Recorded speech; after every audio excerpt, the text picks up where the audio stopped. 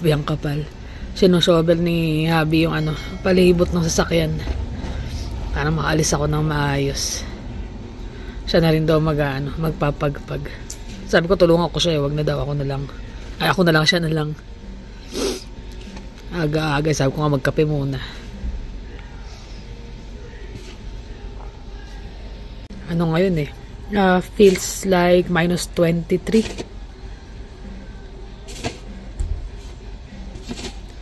Yun na, papasok na ako. Buti na lang ang aking knight and shining armor. Pinagpagpag ako. Sana makaalis yung ano. Pero sinobel niya yung buong paligid nung ano eh. Nung kotse. Hanggang doon daw, Edir. Galing kaya na eh. Si Boss Ben. Ben Albuna. Pa sa Arizona. Ganda eh. Ganda ng kulay eh. Wala eh, dito aga pa. Ang lamig na eh. Hindi lang malamig, kapal ng snow eh. Pwede tayo maglaro na tayo ng snowman dyan sa labas. Sobrang kapal. Kung may malit kang anak, sigurado baka naglalaro na yun sa labas. Walang pakialam yung kahit malamig.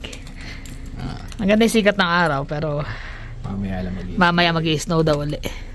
Try ko na munang paalisin ialis tong sasakyan dito. Ingat ah.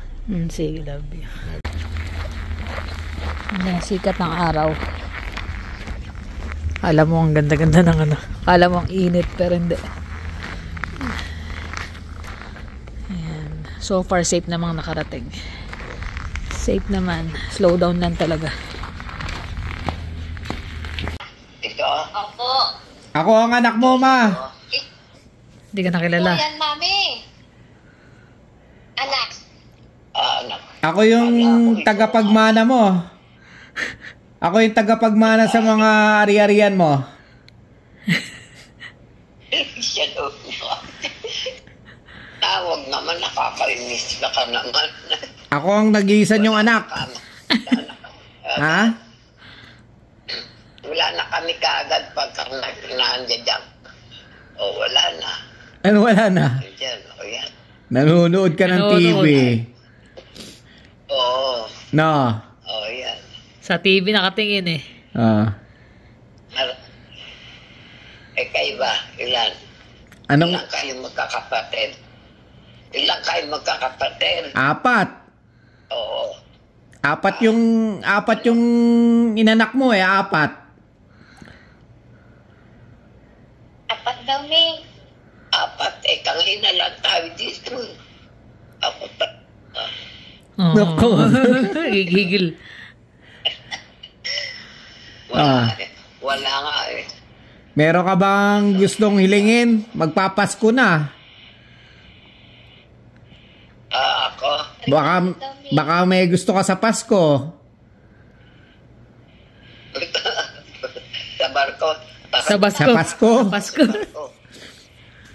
Pasko, may Pasko. Pasko. Ano gusto mo sa Pasko para mabilang ka namin? Ako di wala naman tayong pera. Regalo daw, May. Ano daw po gusto mo? Oo.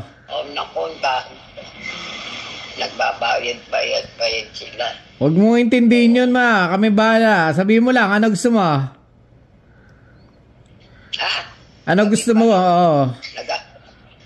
Toothpaste tsaka toothbrush. Pangailang ka. Wala nang ipin eh, no? Toothbrush. Aray ko. Oo. Kailangan malaking ganon. Sobra. Ganyan. Ano nga? Ano gusto mo, ma? Blowout. Bibigyan mo kami mag-blowout. Oo, Siyempre. eto, yung manager ko. Manager. Yung manager nandito sa likod. Eto, Aming ano. Ito aming. Ano yan? Kita nyo naman. Ganda. Di ba? Ayan pa yung isa. Ayan pa. Isa. Dadalawa lang kayo dyan. Di sige na nga kaya. Una na kaya kayo. Wala lang kayo. Ayan, puro ganyan na lang. Nanonood kasi. Nanonood eh. Ano gusto mo sa Pasko? Ano ba yun? Ano daw po gusto mo sa Pasko? Ano daw gusto mo sa Pasko kasi. Pasko. Anong bubuksan? Pasko. Para sa Pasko? Oo, ano gusto mo? Ano? Ibigay nyo na ang bigyan nyo na lang lahat sa akin para lagi ako meron ko. Ito. Bigyan mo na ng dolat sa kanya. Ano? Wala na nga eh. Wala kang gusto? Hindi kami nakakatingin ng mga ganyan. Sige, papatikimin natin. Magpapabili tayo ng panghanda sa Pasko tsaka regalo. Christmas party kayo dyan. Wala kami. Mag-Christmas party kayo dyan. Dapat ba may-exchange gift sila, no? Exchange gift. Wala, 4 lang. Yun. Wala ka. Monito. Last year ba nag-Christmas party kayo dyan? Opo, Last year, nagano tayo, di ba? Nagpadala nga pala ng... pahanda sabagay, tayo. kada Pasko naman eh. Si Lola matanda na. Si Lola? Ikaw yan eh. Si Lola matanda na, no? Ilan taong ka na ba, ma? Si Nanay, eto. Ikaw, ilan taong ka na? Ilan taon na kayo? Sino? Ikaw? Ako? Oo. Naku. Talagang gustong-gusto ko niyan. Alin? Ilang taon na eh. Tuwan-tuwa, kinikilig eh. Kami, darating kami. Oo, darating na kami. Malapit. Saan? Pero kailangan nila. Ito sa atin. Oo, di ba? Maglagay. Ganun. Wala sila dito, wala sila doon. Bahala na tayo lahat. Sino? Si Lola Bebang? Wala po. Ay, nalata. Nalalata yung braso mo? Ay, nako. Distracted siya eh. Yung mata pa, ikot-ikot eh. Nanonood. Kinakausap sarili niya si Lola. Lola daw. Nay daw, nay. Nay. Ano ba yan? Kumusta ka ba? Kumusta ka? Sino may ako? O si Lola Bebang? Ikaw daw po. Ikaw daw. Ako pa. Kamusta na kayo? Anong gusto mo sa Pasko? Ano yun? Sa Pasko? Anong gusto mong regalo sa Pasko? Tsaka kakainin. May gusto ka ba sa Pasko? Pasko, eh. Anong gusto mo? Ano ako sa Pasko? Ano daw gusto mo, me? Ako, kahit nawawala, basta't nandito lang kayo sa amin, okay na. Yun, no? Oo, di ba? Ganun talaga yan si Mami eh. Di bali, Mami, next year. Uwi kami next year. Papasyalan ka namin. Oo, Kasama yung 2 apo mo. 2 apo ko. Si Jonas, tsaka si Jermaine. Nakalimutan mo na. Sinong nakausap ko? Si Jonas at tsaka si Jermaine. Oo. Wala na, mahirap na, matanda na. Matanda na. Okay lang namin, basta malakas. Basta walang sakit. Oo. Basta mag-iingat kayo lagi tsaka malusog. Kumain kayo ng mga kung ano may pagkain dyan. Nailig sa prutas eh. Prutas. Binibilang ka naman ni Elsan eh. Oo nga. Hello guys, ayun na. Kagabi lang kachat namin si Mami, ano? Hindi na namin natapos yung pagbablog. Tulugan eh. Tsaka dinanood tayo ng ano eh. Nanood tayo ng Fargo. Anong oras na?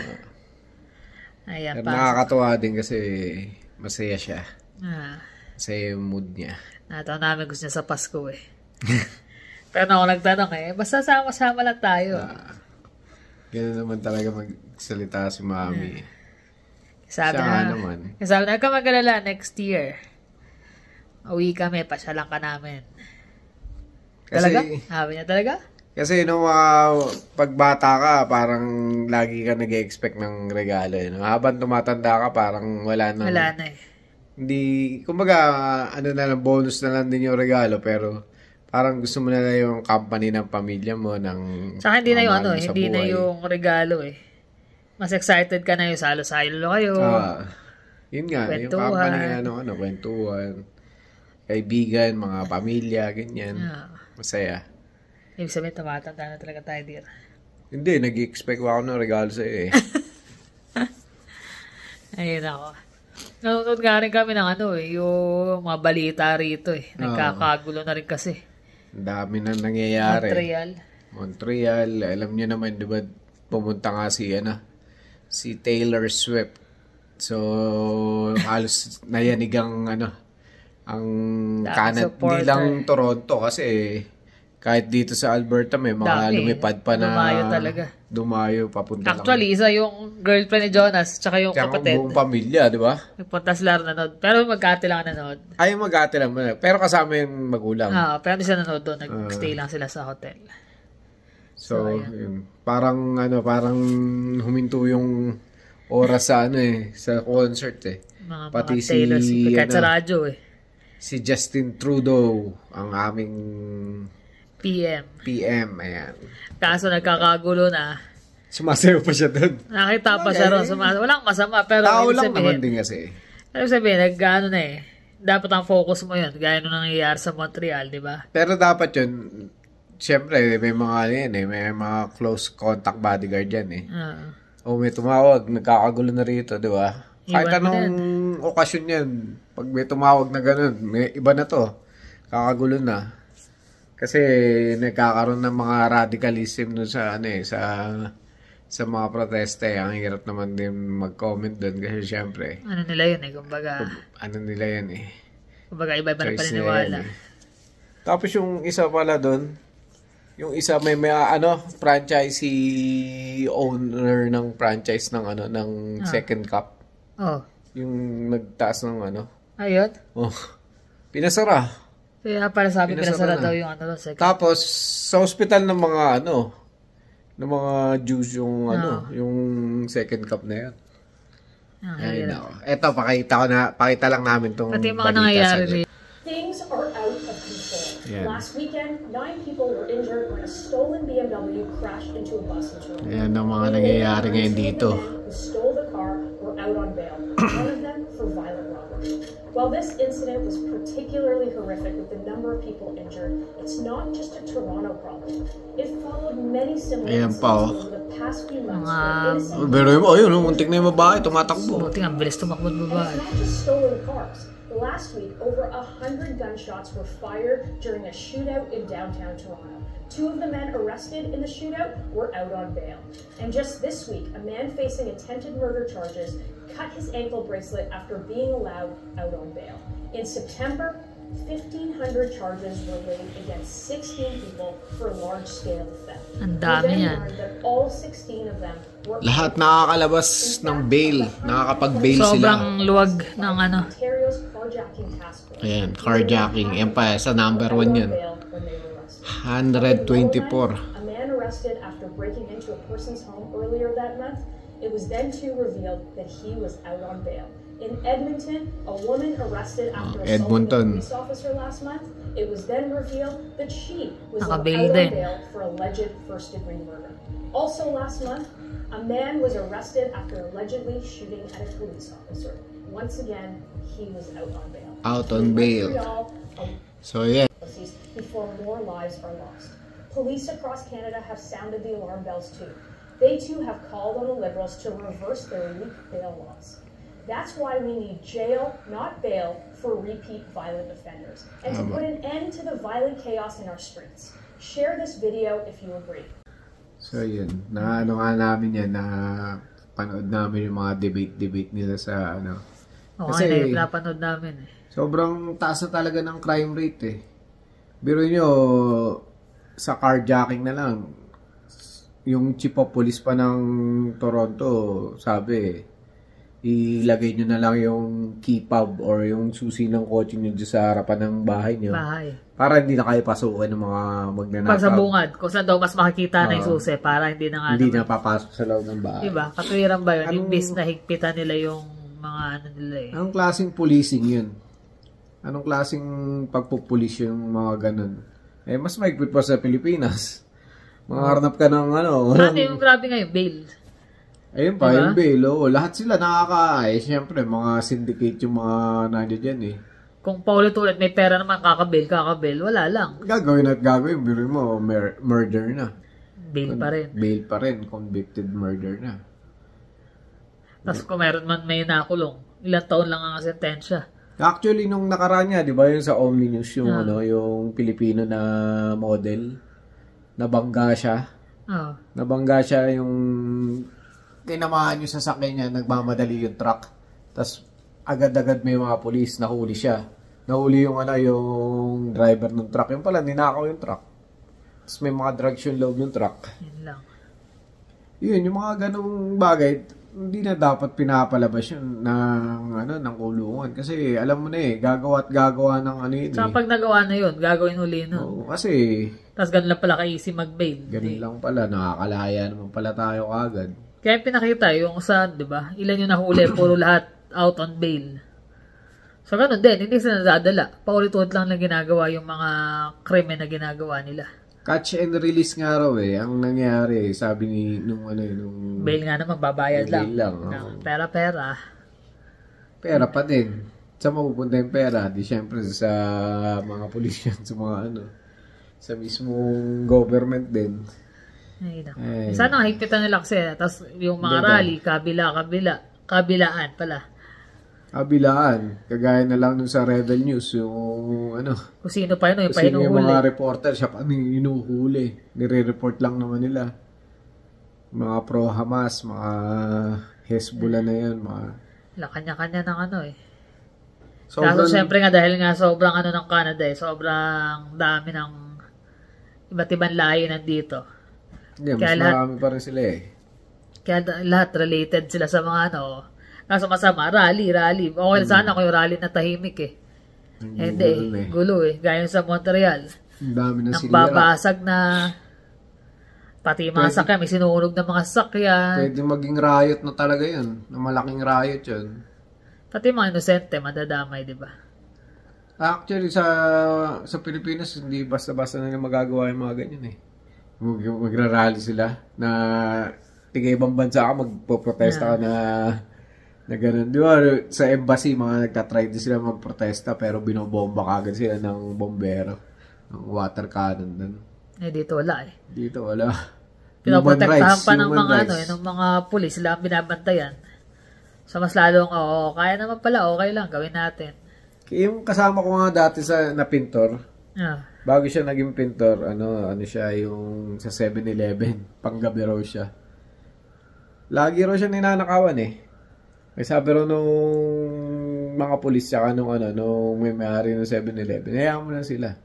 Kesa mabaril ka or saksakin ka nila, bigay mo lang yung gusto nila kung Di binibigay niya nga lang. Siyempre, may bubuhay ang buhay mo, di ba? Hindi, kasi siyempre, nagtatrabaho ka ng maayos, di ba? Baka, ganyan. Kaso nga, kaya maraming gumagawa kasi sobrang batas. Luwag. Sobrang luwag.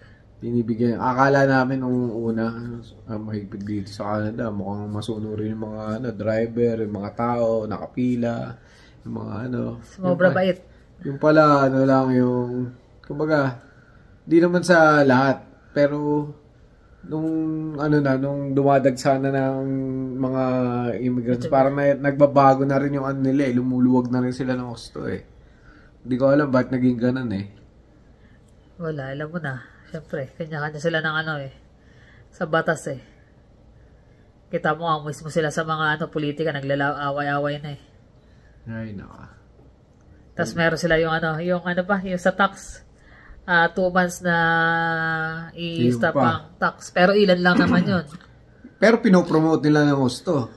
Kahit sa radyo, pinopromote nila ng gusto. Yung mga carbon tax rebate, sabi niya, mas malaki yung nakukuha ng tao kaysa sa Hindi rin binibigyan namin sila ng almost 1,950 raw a year, sabi niya ganyan.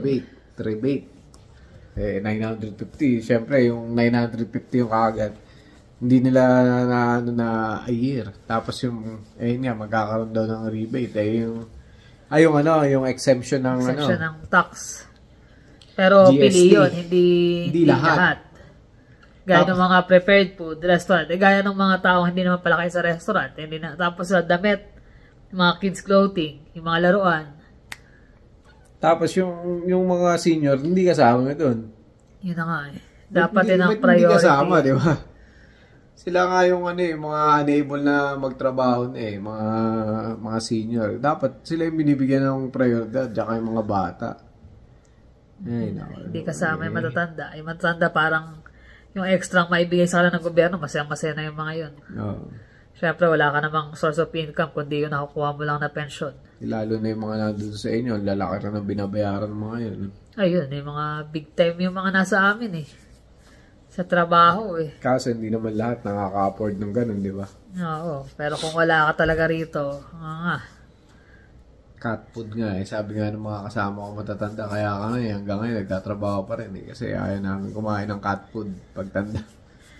Kaya okay yun, wala ka nang binabayaran talaga ng mga kung-ani-kanig, gaya ng bahay, sasakyan, paid off na lahat.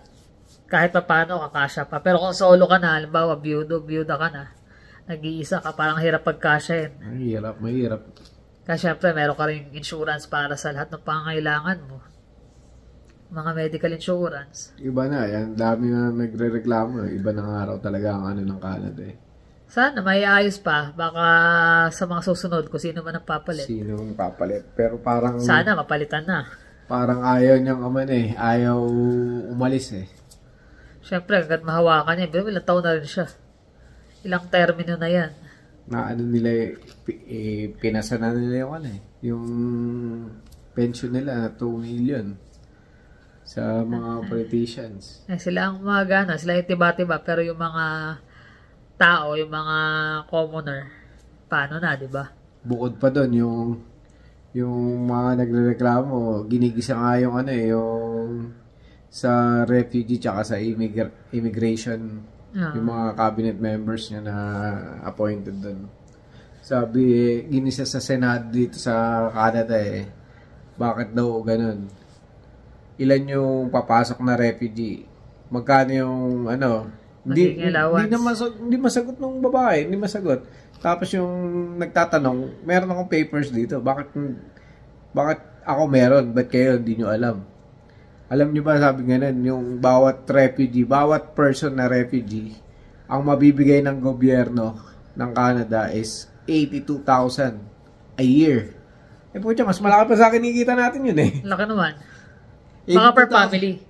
Ay siguro, ewan ko lang din kung pero per person still, nakalagay per person Pero still, kung per family, malaki pa rin. Diba? Ay yung mga senior nga, magkano lang nakukuha. Parang tumaas lang ang CPP nila, konti lang. Bakit ganun? Tapos biglang dagsa yung mga asylum seeker, mga refugee. Bakit ganun? Di sana bago mo ibigay yung mga tulungan. Tulungan mo muna yung mga homeless, yung mga naghihirap dito na walang makuha trabaho. Nandito na. Tinutulungan nila. Dami. Pag pumunta ka doon sa website ng yung CIC. CIC.gc.ca. Nandun Nandun yung mga program nila Nagbigay ng 50 million para sa Africa, ganyan. Nagbigay ng 10 million. Walang masama naman na yung ginagawang tulong kasi ever since naman noon. Kaya lang, syempre, that priority mo yung mga nandito na. Lalo sa sobrang mahal na ng mga bilihin. Minsan marami nga nagpo-post sa Facebook wala akong baka naman may makatulong na kahit mabigyan nyo ako kahit yung anak ko na makakain. May mga ganun dami. Sa group namin sa Forest Lawn, Northeast. Market Southeast. Southeast. Tsaka yung mga yung mga marketplace and dami nag-aano ron. Although may mga scam din, pero marami. Yung food bank nga dati, mga open doon, nakakuha ngayon daw, may by schedule na. Kumbaga, check, hindi lahat ma-aprobahan. Hindi lahat mabibigyan. Kumbaga nauubos. Dati lagi yan, dami nagpupunta sa mga food bank. Hindi kasi nag-ano na rin Pati mga international student pupunta rin ng food bank Na dapat hindi ganon, di ba? Kasi expected ng government, kaya ka naging international student, may pera kang dala. Meron kang budget. Meron kang budget para sa sarili mo. Para maka-accommodate mo yung, yung buhay dito. Kaso, ayun nga. Kaya wala. Siguro, Yung mga talaga nangangailangan ngayon, wala na, nauubusan na rin. Tapos pahirap pa trabaho. Minsan ayaw mo na rin manood, kaya lang talagang makikita mo lalabas at lalabas eh. Tsaka mararamdaman mo yung apekto sa sa pang-araw-araw na buhay. Tsaka nakikita mo lagi talaga. Lumalabas siya na, ito nangyayari. Kaya sa kata mo panoorin, mapapanood mo, ito pala nangyayari ngayon, ganito, ganyan. Maganda rin naman na aware ka sa mga nangyayari para alam mo rin mo. Yung yung decision din namin sa insurance na yun eh. Kumbaga pag ganun kami dalawa eh. Hindi namin malaman kung ano, pero nag-decide na rin kami kagabi, di ba? Pero malalaman pa, waiting kami. Ay, Balitaan namin kayo sa update sa susunod. Yung mahirap eh. Urong-sulong kami, urong-sulong eh. Kasi ang hirap din kasi kitain ng pera eh. Pag binitawan mo yun eh. Pag kumuha ka ng bago, dadagdag ka sigurado. Sigurado yun. Pag luma naman, hindi mo rin siguradong maganda yung performance na o alaga. So mag-stick na lang ako dyan sa sa dati ko. Kasi alam ko kung paano kong inalagaan yun eh. Kaya pa ayun lang naman, na-share lang naman namin sa inyo mga ganap sa buhay dito. Makakalbo ka talaga dito sa Canada eh. Nakakalbo tayo sa weather kasi yung ako nga eh.